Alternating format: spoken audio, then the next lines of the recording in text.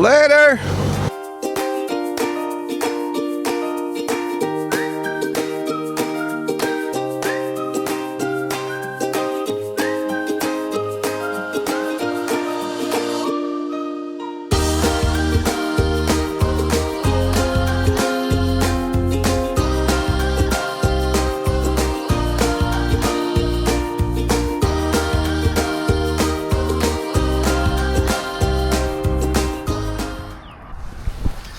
Good morning, Silvia.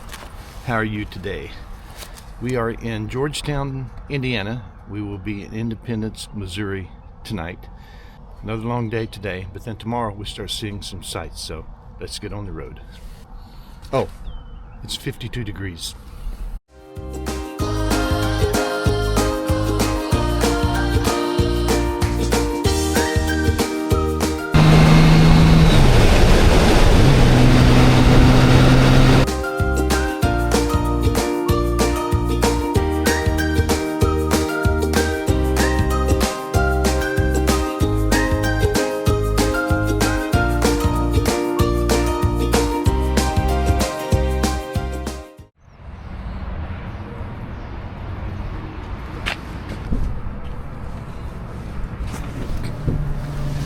Good morning, Silvia.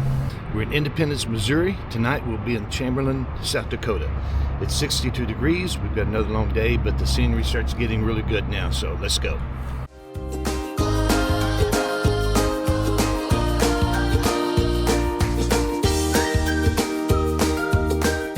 I'm in Omaha, Nebraska at the Pioneer Courage art exhibit.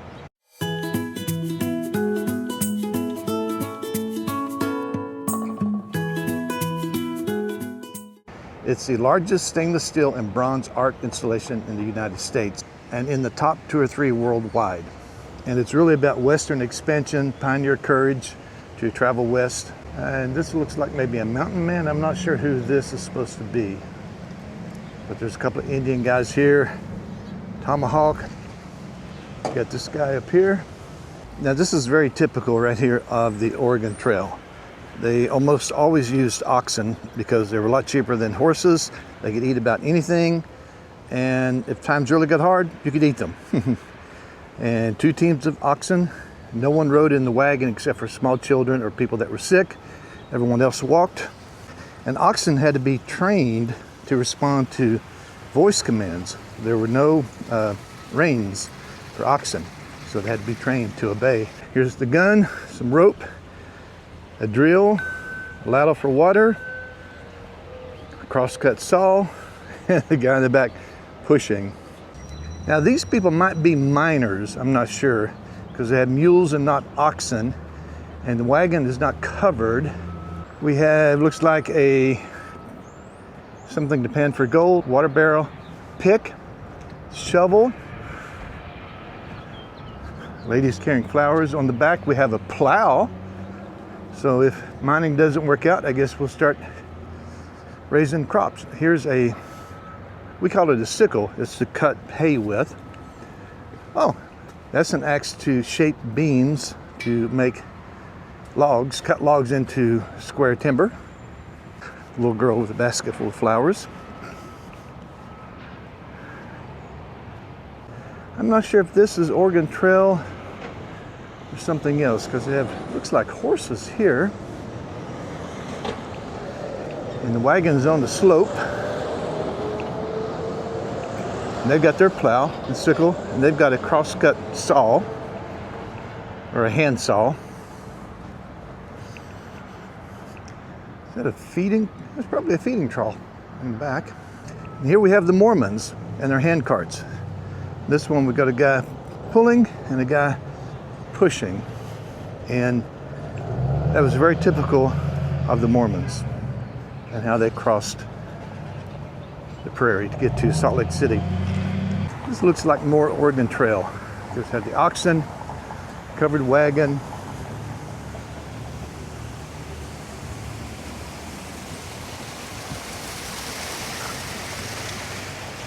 Yeah.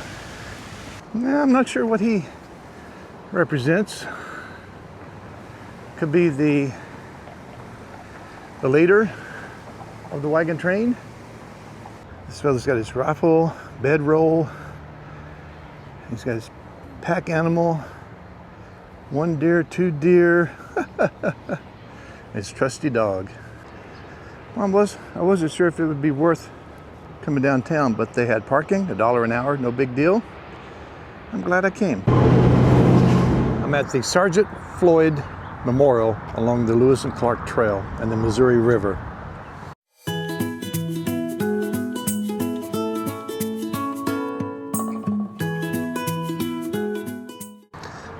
The Lewis and Clark expedition was pretty wild.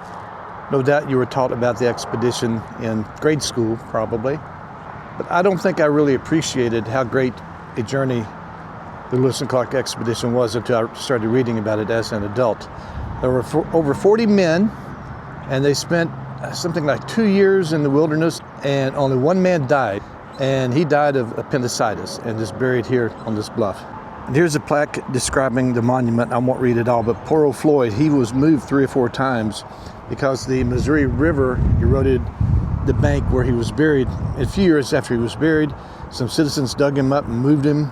And I think it was moved again. And then when this monument was built around the turn of the century, 1900, his remains were entombed into concrete at the base of the memorial. Here's a little information about Sergeant Floyd. He was born in Kentucky, just like me. He was age 21 or 22 when he died. He was a non-commissioned officer as a sergeant. Floyd wrote that he was very sick July 31st.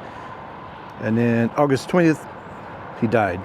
Sergeant Floyd, the only death on the Lewis and Clark expedition.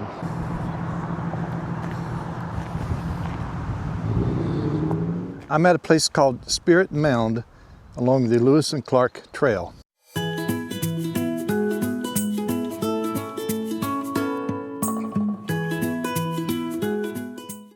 And if you look just above Silvia, it's right there. And Spirit Mound is kind of famous because there's very few places along the Lewis and Clark Trail where you know they were right there.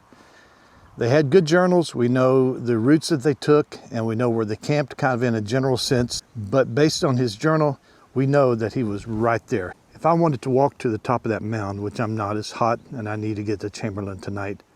But if I walked up there, 220 years ago, Lewis and Clark stood in that exact same spot. They were here on a hot day, August 25th, 1804. They were coming up the river and walked over to the mound. From the river, they had heard that there were little people there with arrows that inhabited the mound. Of course, they didn't find the little people, but they found the first big herds of buffalo, elk, coyotes, and numerous other wildlife. And then, suffering from heat and thirst, they walked back to the river. 220 and a half years ago, right there. Pretty neat. I'm at the Missouri River in Chamberlain, South Dakota, at a rest area.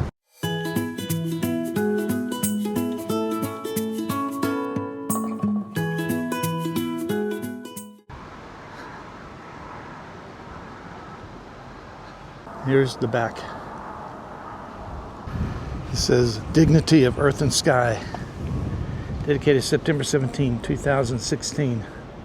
That is pretty neat.